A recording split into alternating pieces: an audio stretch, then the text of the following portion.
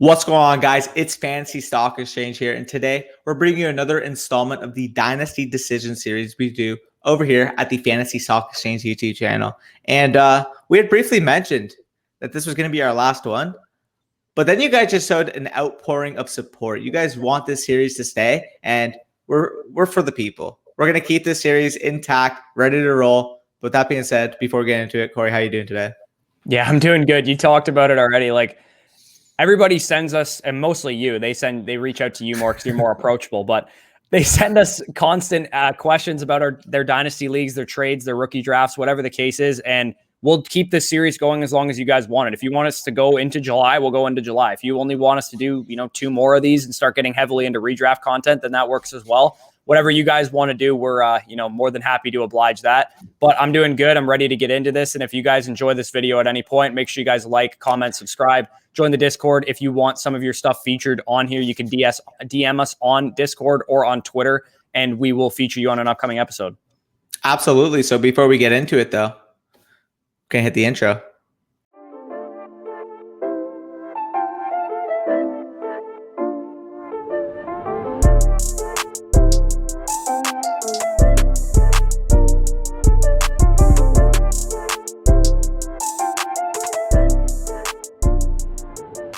Okay, so let's start off with the first trade of the video, and you could take it away with AJ's trade.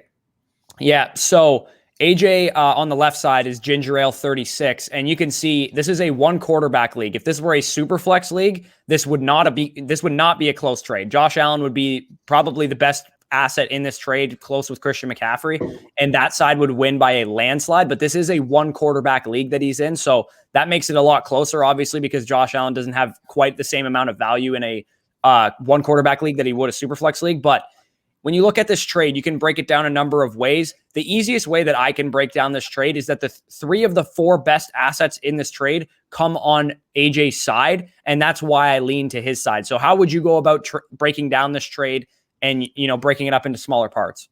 Yeah, so the way I kind of look at this deal is, so you mentioned McCaffrey is the 101 in a 1 quarterback league. Well, Nick Chubb is still a mid to late type first round pick. We're talking about a guy who would probably figure in that 107 to 111 type range. So he's still super valuable as it is. You're getting, in theory for me, Nick Chubb, Deebo Samuel in the first for probably, we'll probably say McCaffrey and Wentz, or McCaffrey and Gaskin, just to keep it easy. So overall, I do prefer your side on that deal. And then when you're breaking it down, let's just say, for instance, it's McCaffrey and Wentz. Then you're getting Josh Allen, a 3rd and a 5th for Gaskin and Tunyon. And I would much rather the Josh Allen side, because although some people might say, well, why would you want to pay up for a quarterback? It's a 1 quarterback league. It's still, although it's a 1 quarterback league, we're still talking about a guy in Josh Allen out of this entire deal is by far the one person, the one player, the one asset that should be in the league 5, 7, 8, 10 years from now, still giving you elite play at his position. So overall, I love both sides of this deal for you by breaking it down. And in theory, I mean, that basically just shows how I feel about the deal. I love it for you. Yeah, exactly. And like I said, 3 of the 4 best players in this deal are coming on your side. And anytime you can say that about any trade, let alone the fact that you're getting picks also, you're not even giving up the picks, then it's a slam dunk for you. So we both agree you definitely won that deal. And that 2024 first might not seem valuable right now, but once the Devy heads start talking up that class, that pick is going to start to gain in value and is only going to go up from there. And you never know. I don't know what Deadpool 53's team looks like, but he might have an older team and that pick might be even higher than I think. But even if we assume it's a mid to late pick, it's still going to increase in value the more that we know some of these prospects coming out in the 2024 class. Well, we actually do have a tiny bit of info on his team because, I mean, half his lineup is going to be Wentz, McCaffrey, Gaskin at least, and then probably Tunyon as well. So overall, you're looking at about that at about 2024. Those could definitely be depreciating assets by then. So overall, I think in general, even without that pick, I think it was a fair trade as well. But by getting that first round pick, I really love your side of the deal. So anyways, we can get into the next question. That's going to be from Jason Moore. So he mentions, in a super flex league, what round should you be targeting your 3rd quarterback? And to me, this all depends on the value on the board. The way I would look at it is, even if I have 2 quarterbacks, let's just say hypothetically, second, third round, I end up with I don't know. We'll go Justin Herbert and Joe Burrow as my top 2 quarterbacks. If I'm in the late 6th round, let's just say, and Matt Stafford is there, I'd have a hard time passing them up because you're comparing at that point Matt Stafford to like Juju Smith-Schuster and guys like that. I would much rather just take the quarterback at that certain point. However, as you're going to make a case as well, I feel comfortable about roughly 20 to 22 quarterbacks, even as my QB3. So if it has to be the case where the value doesn't present itself until the 10th round, as Yo mentioned as well, and there's quarterbacks in that range, so be it. So you could take it away with guys in that range too that you'd be looking at. Right. And me and you both come from differing philosophies. I would say you're much more likely to take an early quarterback than I am in a dynasty startup. I personally don't even like really look at quarterbacks, to be honest, until like the 3rd round, because I personally believe the late round quarterback factor in a redraft league holds true in a dynasty superflex league as well. The only difference is that you start more quarterbacks. Like the difference between the QB3 and the QB15 is still the same in both leagues. It's just a matter of having to start multiple of them. So I'm more likely to take quarterbacks rounds 3 through 6, I would say, get my top 2 quarterbacks there, and then look to get maybe a better 3rd quarterback than some other teams because I'm a little bit lighter on those type of quarterbacks. So for example, I'll find myself taking a guy like Ryan Tannehill and Baker Mayfield as my top 2 quarterbacks in rounds 5 and 6 or something like that. And then I'll turn around in round 7, 8 and look for a guy like Zach Wilson or Mac Jones or Daniel Jones or Tua potentially. I like having a young 3rd quarterback because I usually go win now the early parts of my draft. So my 3rd quarterback can be a younger guy that has some time to develop, some time to grow into a better asset for fantasy while I start my other 2 quarterbacks. And that might even include me taking a guy like Matt Ryan or Tom Brady or someone that only has like a 2 to 3 year shelf life for fantasy, and then taking a guy like Zach Wilson or Mac Jones on the way back.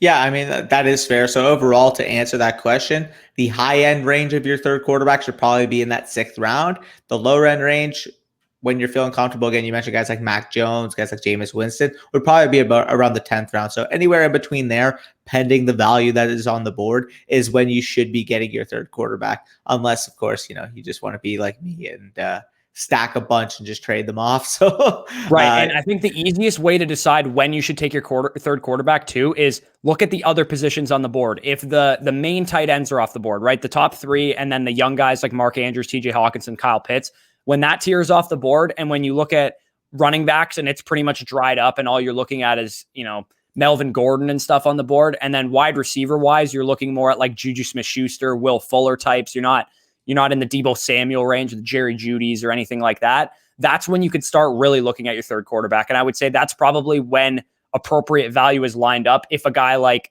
Mac Jones is still on the board at that point, then you just absolutely smash that and accept the fact that you just absolutely stole a guy at a position where people are taking mediocre running back and wide receiver talents. Yep, absolutely. So we can get on to the next team in question set, and that's going to be from Leonardo 99. So you could take it away with this one and just kind of read off the team and overall advice that he's looking for. Right. So he plays in a 4-point per passing touchdown league. General advice is what he's looking for. Just if he should try and compete, if he should rebuild, if he should make any moves. This is a super flex league. He's got Josh Allen, Matt Ryan, Zach Wilson. Exactly what I just talked about. You got 2 win now quarterbacks and a young guy waiting in the wings once Matt Ryan is no longer a peak fantasy asset. I'm not going to go through all the running backs and wide receivers, but you can see the notable ones there. Akers, Gibson, Dylan and Mike Davis. And he's also got Calvin Ridley, DJ Moore, Chris Godwin, Juju, and then some young guys on both sides. And then Mark Andrews is a stud young tight end for me. And then also some decent tight end depth there. So overall, I would say this team is absolutely ready to compete. I'm not sure like the rest of your league, how good the rest of the teams are. I would say my only consideration in terms of a position I'd be looking to upgrade is your running back 3 slot, because you have somewhat of a rental player in Mike Davis, who we don't even know for sure if he's going to be the only running back in that Falcons backfield, because we still have a lot of running backs available in free agency, and post cuts, they could add somebody as well. So as of right now, he's looked at as a 1-year rental, but he could very easily be losing value this time, 2 months from now. And AJ Dillon, we have no idea what his role is going to be. Aaron Jones got re-signed. AJ Dillon projects to be the 2-down banger of that offense. Maybe he's like an RB3 flex play in redraft leagues, and he's also a young running back as well. But you don't really have a guy, if Gibson or Akers were to go down, that you'd feel absolutely comfortable with starting. And I personally like to start 3 running backs. Let's say you can only start 2 running backs and you have like 2 flex spots. I'm always looking to start a third stud running back in my flex spot because that's how you win fantasy, in my opinion. You have a lot of really great running back options. Yeah, I mean, and when you're looking at it, this is definitely a team that can compete this year. The general advice I would personally have is, yeah, like that third running back may be an issue, though. I do actually have a good outlook for Mike Davis this year because of that hiring of Arthur Smith and the general landscape of the RB room. But regardless, you don't have that third locked and loaded, set it and forget it type guy. That might be the issue. But the way I see it is if you're at the trade deadline and you're about 7-2, let's just say hypothetically, or 7-3, or whenever your trade deadline is, and there's a rebuilding team that's looking to move off a win now type asset, and you really feel like grabbing that player could help take you over the top, can help really solidify your depth, I'd be okay with it. Like if you wanted to move it first, where at the time, I can't even think of assets at that current point, but yeah, like a first. If Miles Sanders, someone doesn't believe in his outlook going forward or something, you might be able to get Miles Sanders for a first plus one of your pieces. Maybe you Montgomery. move Juju. Yeah, or like Juju or something like that. Yeah, David Montgomery makes a lot of sense as a piece like that too, because he's coming up on the end of his rookie contract. Maybe even a Josh Jacobs in that range as well.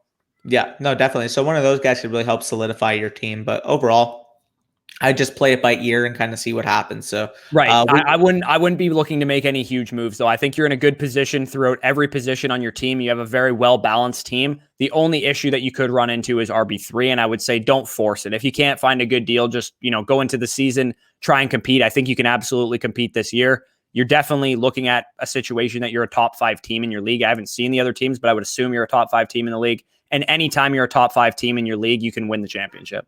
Yep, definitely. So we can get on to the next team and set of questions. So that's going to be from Lumber 49 on the Discord, or 149 on the Discord. And he outlines his team. So he's got Mahomes, Darnold, Bridgewater, Locke, Taylor, Sanders, Swift, Fournette, Sermon, A.J. Dillon, and some other fodder a running back. Wide receivers, DJ Moore, Justin Jefferson, T. Higgins, Devonta Smith, Rondale Moore, and some other fodder at wide receiver. And then at tight end, he's got Logan Thomas, Jonnu Smith, Gerald Everett, and Jacob Harris. So his question is, he's basically gotten an offer where he'd be getting Matt Stafford in exchange for Sam Darnold, a 2022 fourth and a 2023 first. So I kind of know where I'm at in terms of overall value on this deal, but what are your thoughts on that Darnold for Stafford swap? Yeah, I think if it was Darnold in a 2022 third straight up for Stafford, I would definitely consider the deal a lot more. Having to give up a 2023 first with how much this class is already being hyped up is an asset that's going to appreciate tremendously in value and can't be overlooked. And I would also say, looking at your team, this is a 10-team league. So you would expect his team to be, in my opinion, a little bit better to be considered a top 3 team in his league. So he's probably looking at a top 5, top 6 team in his league, which he could absolutely compete with. But the problem that I see is that you're not that one piece away from being the best team in your league. And to me, that's the type of deal that this would indicate, because if you trade for Stafford, you really don't have a QB3. You have Bridgewater and Locke and Tyrod Taylor, who you might be able to, salvage a QB3 for this year between the 2 Broncos guys, but you don't have a long-term QB3. And then also at running back, you have Miles Sanders as your RB2, which is a little questionable in my opinion. And then at wide receiver, you're pretty good, but tight end, you only have Logan Thomas as your most startable tight end. So I would say your roster is good, but it's not great. And in that case, I would probably look to extend my winning window and not go all in right away, because there's a very real chance that one injury on your team, then you're done. You can't compete. If DeAndre Swift went down on your team right now, you probably wouldn't be able to compete this year. And then in that case, you're probably just screwed the pooch on that trade. And I would much rather just have the outlook of Sam Darnold, especially considering he is still so young. I believe in the situation. I believe in the coaching staff. I believe in the talent that I saw from him at USC. And I think he can turn it around. And I would much rather bet on that asset appreciating than Matthew Stafford. Yeah, no, I absolutely agree with that. And even if you're just looking at it from a straight up startup draft type value, Stafford, you're probably talking about, again, a late 5th round type of player, whereas Sam Darnold's about a mid 7th. So in theory there, if it was a startup, you'd be spending a mid 7th and a 2023 first to move up to the 5th. And I just simply don't appropriate that type of value. So anyways, he also has a follow-up question to this with a different league. And he basically says that he picked at the 110/201 at his vet draft, which meant in theory he also got the 101 in his rookie draft. So you can kind of take away with the rest of this. And So if anybody offers you this kind of move, like if you guys are in a Dynasty startup and you're maybe the people that you're playing with aren't as Dynasty savvy and they think that's about a fair trade-off, it's not. It's absolutely not a fair trade-off. If they give you a choice, always pick the turn pick in your veteran draft, because you're going to see he got Jonathan Taylor and Cam Akers at his turn pick, and he has the 101 in his league. So what I told him to do when he asked me was take 2 running backs at the turn and pick Trevor Lawrence or Trey Lance, whatever quarterback you prefer. Me and Danny would pick Trey Lance, but I understand why you would pick Trevor Lawrence. It's a fine pick as well. So the long and short of it basically is he's wondering, after the vet draft is concluded now and he has, his quarterback in his running back room, should he go with Trevor Lawrence or should he go with Najee Harris? And you can see right now on the screen, he has Joe Burrow, Baker Mayfield, the 2 Raiders quarterbacks, Derek Carr and Marcus Mariota, and Drew Lock as his QBs. And then at running back, he got JT and Akers. And then he has Chris Carson, Rashad Penny, AJ Dillon, then some depth pieces at both positions as well. I personally would go with the young quarterback, because as much as Joe Burrow and Baker Mayfield and Derek Carr is fine, like you could definitely win with those quarterbacks, Derek Carr I have long-term job security concerns about. Marcus Mariota and Drew Lock to me aren't going to be anything really relevant anytime soon either. So you're looking at a situation where Joe Burrow and Baker Mayfield are your quarterbacks. If you add Trevor Lawrence to that mix, all of a sudden you're in an excellent position at the quarterback position. And at running back, I think if you're a rebuilding team, a competing team, you're in a better position to add running backs later on in drafts if you don't need QBs. And QBs are a scarce resource, as we all know, in Superflex leagues. And having a difference-making quarterback room in a 10-team league especially is how you get over the top. And having those 3 young stud quarterbacks, in my opinion, if you guys want to call me crazy for saying Mayfield's a young stud quarterback, then so be it. But I love that quarterback room for you. I personally would go Trey Lance at the 101, but if you want to go Trevor Lawrence, I absolutely don't think that's a bad move either. Yeah, I agree. Like if you're sticking and picking, this would be my pick. You would take Trey Lance for me, and I'm fine with taking Trevor Lawrence as well. However, if you're eyeing that person at the 103, the 104, and they think Trevor Lawrence is a generational prospect and they're weak at quarterback, and you could still move down and potentially get one of the top quarterbacks or Najee Harris at the 103, 104, I would entertain offers, because quite frankly, if that person at the 103 or the 104 is in desperate need of a quarterback, views Trevor Lawrence as that first round startup value, top 15 overall startup value, you could probably fetch the 103/104 in a 2023 first to move down a few spots and still get a very, very good asset in either Harris or, in my opinion, Lance or Fields. So overall, I would probably just entertain the pick, see if anybody is willing to overpay to move up. But if nobody comes and offers, nobody comes and knocks on the door, just pick the quarterback, and you're fine regardless. So you're in a very good, favorable spot here. Right. And because me and Danny both have Lance as our 101, we would absolutely do that move if you get a pretty good offer, because we view Lance ahead of Lawrence straight up. And if you can get, Lance plus a 2023 first for Lawrence, then I would absolutely do that in a heartbeat. But I understand why people just assume Trevor Lawrence is the 101. And I blame nobody for taking him over Lance, because all the situations there are warranted. So we're going to get into the next set of questions. Zach was in a startup, I believe, and he had a bunch of trades that went down. So we're going to go pretty rapid fire on these trades and give our thoughts on them quickly. So Danny, if you want to start reading off some of these deals here. Yeah, so you guys can kind of see the outlook of the overall trades on the screen. But his first trade, he traded away the startup 207, or he got in, sorry, the startup 207, 506, and a 2022 first in exchange for the 1 and 12 and 512. And I absolutely love this move from his perspective. The way you're looking at this, he's dropping 7 spots from the first to the second, but gaining those 7 spots back from the 5th round. So it's a net neutral move. I understand the 4-round discrepancy, but that 4-round discrepancy is absolutely made up for the fact that you're able to snag a 2022 first from this deal. So overall, love the move. I still believe that 207 should be a similar tier type player to the 112. You might be talking about the difference between a Cam Akers and Antonio Gibson. And to me, if I'm offered right now Antonio Gibson and a first for Cam Akers, I am taking Gibson in the first and literally running away. So, right. And we love both players, so I understand that too. I would imagine this was made for the sake of a quarterback. I would imagine that's probably why this deal was made. Maybe you're looking at, I don't know, a first round, end of the first round pick could be Justin Herbert, and you're trading away Justin Herbert for, Joe Burrow and a first round pick. And I would take Joe Burrow and a first round pick in that situation.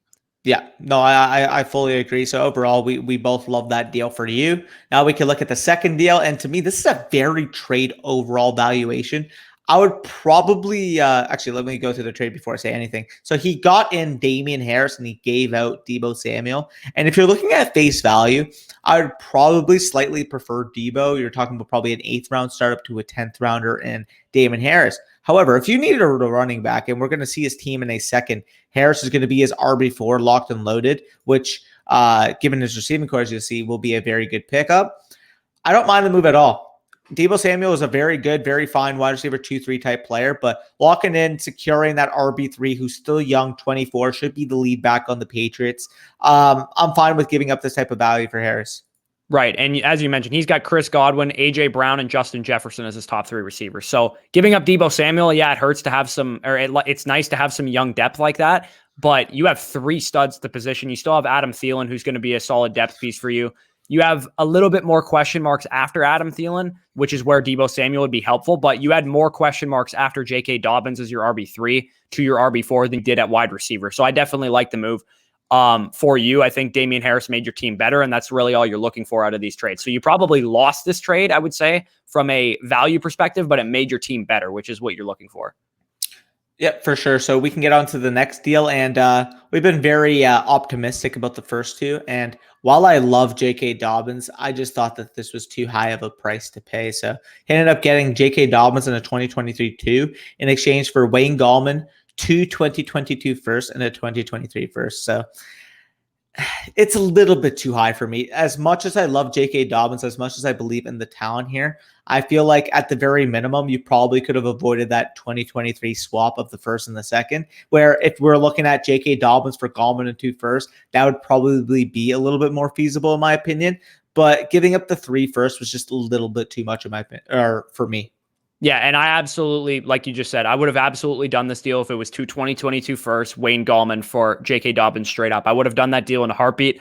I love J.K. Dobbins. I think he's only going to go up in value from here. A lot of people have some question marks about him, but that 2023 first to me was something you definitely maybe would have been able to avoid. Maybe you had to give up a 2023 third instead of the pick swap that you did. I would have been much more comfortable doing something like that. Yeah. And I still probably would have taken the J.K. Dobbins side. But yeah, 3 firsts for J.K. Dobbins. I don't know if I could stomach that. Yeah, I agree with that. The next deal he ended up getting in return. So he got Adam Thielen after shipping out Debo Samuel. He got Adam Thielen in exchange for Jarvis Landry, a 2022 second and a 2023 third. So overall, I think this is a very fair value type of deal. For a win now team, I do like the Thielen side. And judging from your team right now, I would say that you're in a win now. But overall, if you're looking at the value as a whole, I'd probably say the pick side with Landry would be a little bit higher. But in your situation as a win now team, I don't mind making this move at all.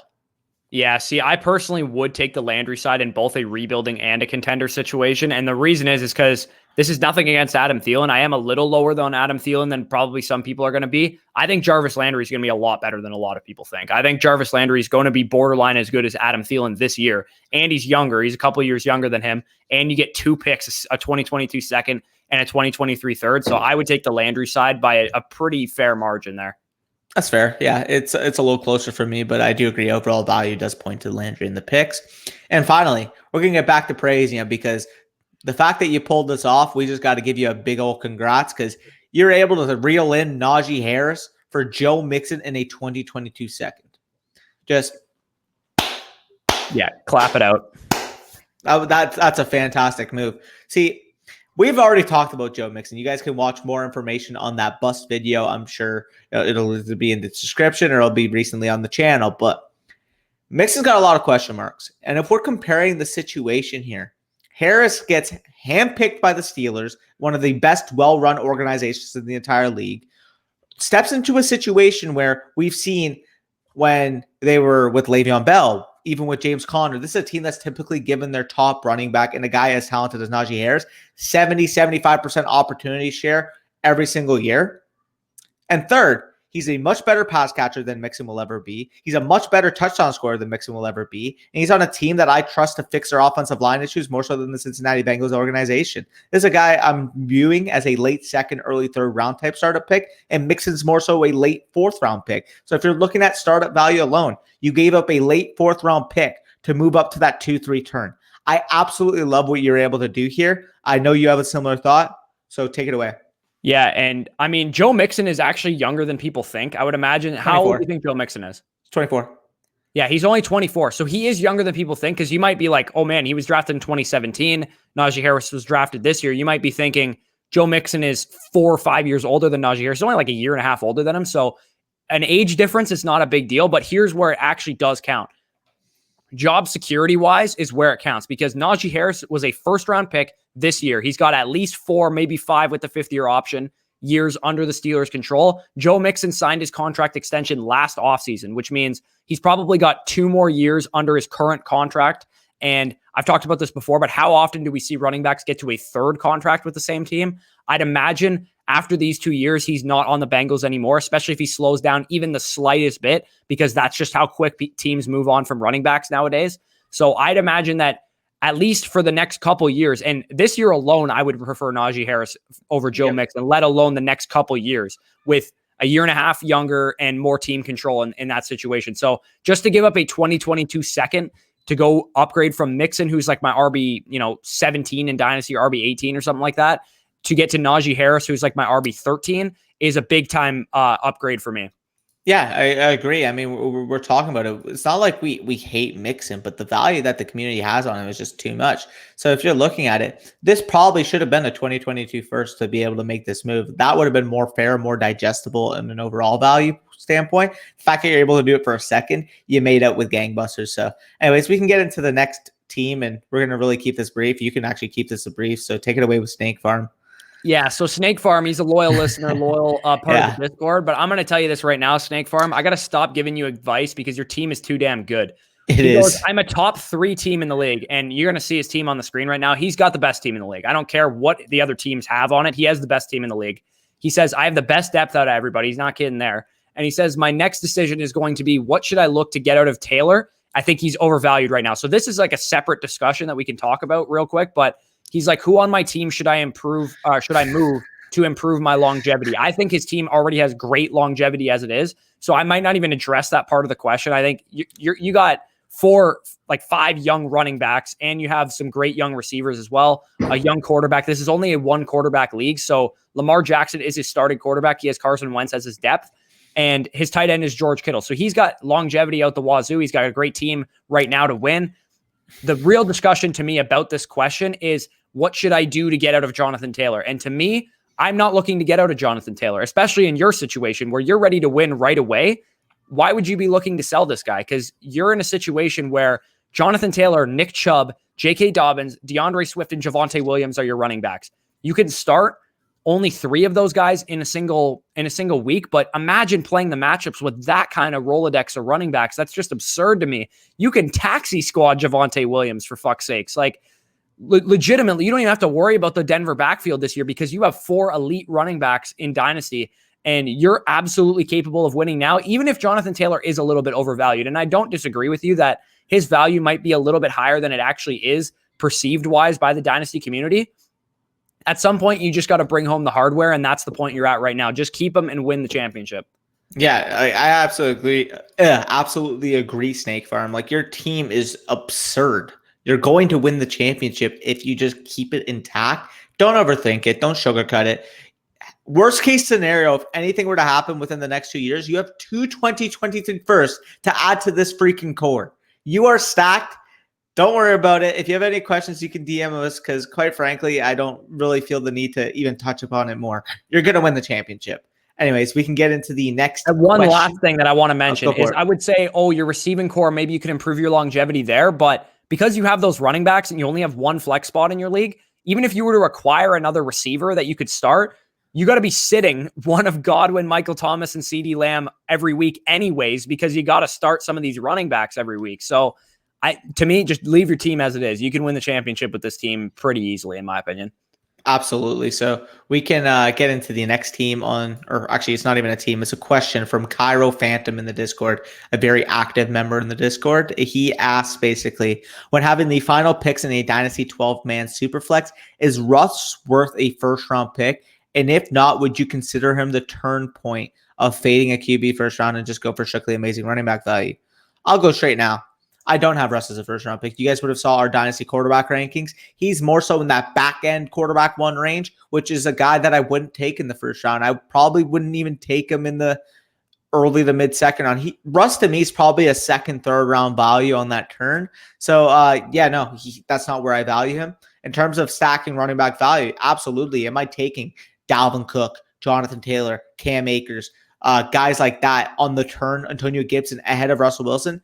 You bet your ass I am. I am a typical early quarterback guy in Dynasty Superflex leagues, but there's a certain cutoff point. Once it gets to the Justin Herbert area, that's when I'm just saying, okay, you know what? The quarterback value isn't there.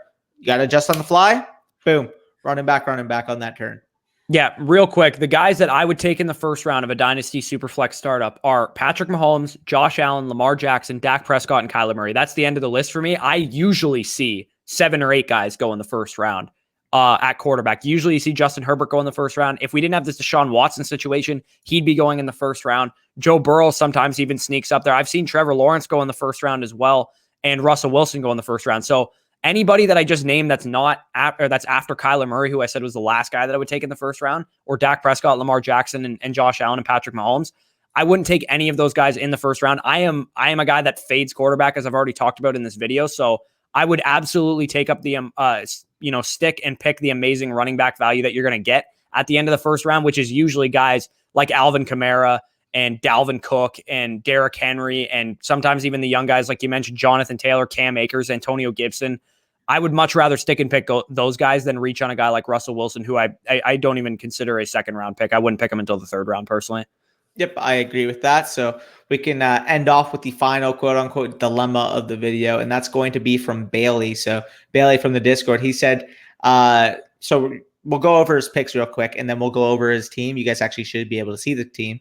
But in addition to this team on the screen, he has the 101, 104, 107, 108, 111, 112, 201, 206, 208, and 212 to really talk about the main picks here. And he basically said, like, what direction should I go here? He expects that the first 3 picks will be quarterbacks, with Scott going Fields at 103. So he basically sees it as Lawrence, Lance, and then Fields. So he has the 101. He's basically saying what he should do.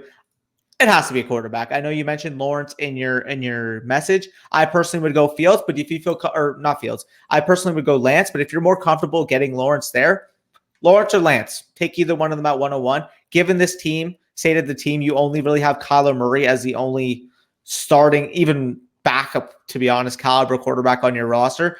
That pick has to be a quarterback. I know I always say don't draft for need, but when you're dealing within a tier and you have this bad of a need at the position, you take the quarterback. So you could talk about the 104 strategy, but I know what I would do here.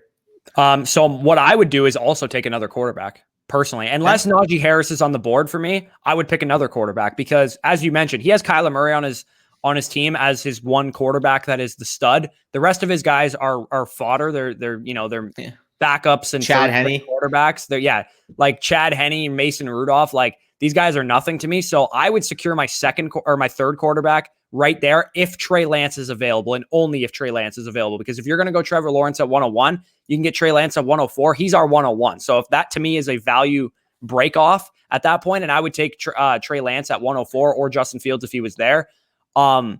At the point where you're at with the 107 and 108, I also could see you fading that quarterback need again to go with a Zach Wilson or a Mac Jones if you wanted to do that. But I personally would go Trey Lance at 4 if he's there.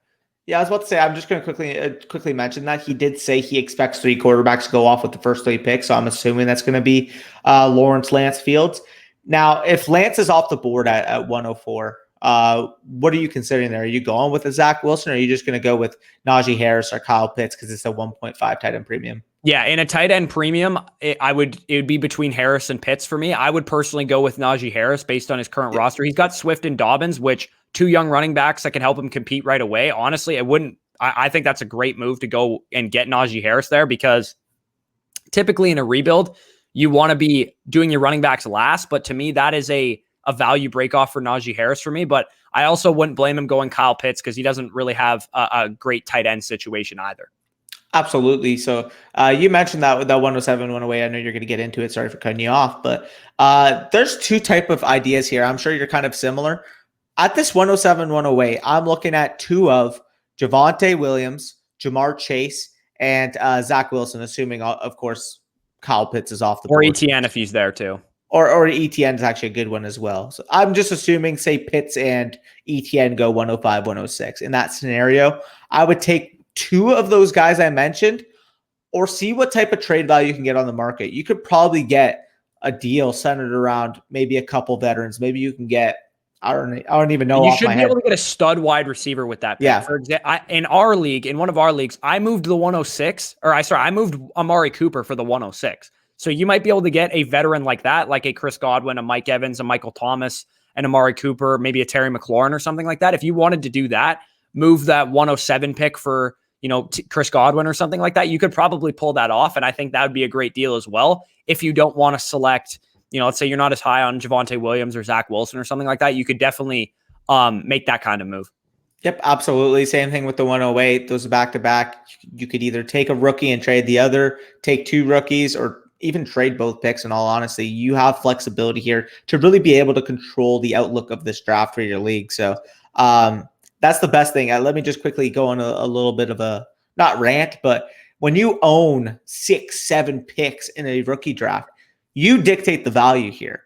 You're going to basically be able to say, hey, you want this rookie pick? It's going to cost you an arm and a leg because I'm controlling this whole board. I can make what I want happen in this draft. So being able to organize everything like that is a very good power move, as I like to call it. But anyways, we can get into the rest of the picks. We got the 111, 112, and 201 back to back to back. And the way I look at it is you take either, these are the receivers I consider at the spot: Devonta, Jalen Waddle, Rashad Bateman, Elijah Moore, and the quarterback I would consider there is also Mac Jones. What are your thoughts about that kind of turn area, if you will? Right. And you talked about dictating the whole round and stuff. And because you have that luxury, like I said, I think I would secure a third quarterback with one of these picks that you have after your first pick. Obviously, that's going to be Trevor Lawrence or Trey Lance, depending on which way you go. Probably Trevor Lawrence. If you can get Mac Jones, and you can get Mac Jones at 111, 112, or 201, then disregard everything I said about taking one at 104 or taking one at 107, 108, because I think that value is good enough that if you have Mac Jones as your third quarterback, Trevor Lawrence as your second quarterback, and Kyler Murray as your first quarterback, you could potentially move that 107 and 108 for two stud receivers like Chris Godwin and Amari Cooper. And then all of a sudden you're a competing team if you got Najee Harris at 104 or Kyle Pitts at 104. So this could be a quick turnaround. And then like Danny said, you could also go in the direction with Smith, Waddle, Bateman, or Elijah Moore with those other first round picks and really round out your receiving core, because even if you were to acquire two studs with some of those mid round picks, you don't really have a lot of depth behind them. Yep, I absolutely agree. And then he lists the other picks, 206 and on. Unless you can get crazy value in a trade, just take best player available. If you're looking at the 206 and a Terrace Marshall staring you at the face, take him. If Trey Sermon's there, take him. If even Rondale Moore, say those guys are off the board, take them. You have so much just flexibility at that point after you secure kind of your main needs of this team to be able to just pound and pound and pound the value from then on out. So anyways, with that being said, if you guys made it this far in the video, we're currently at about the 38-minute mark. Comment value or comment dictate, because I said dictate a lot when I was talking about the draft. So comment dictate if you made it this far. And if you enjoy content like this, as always, subscribe to the YouTube channel. Anyways, enjoy. Why you need the money?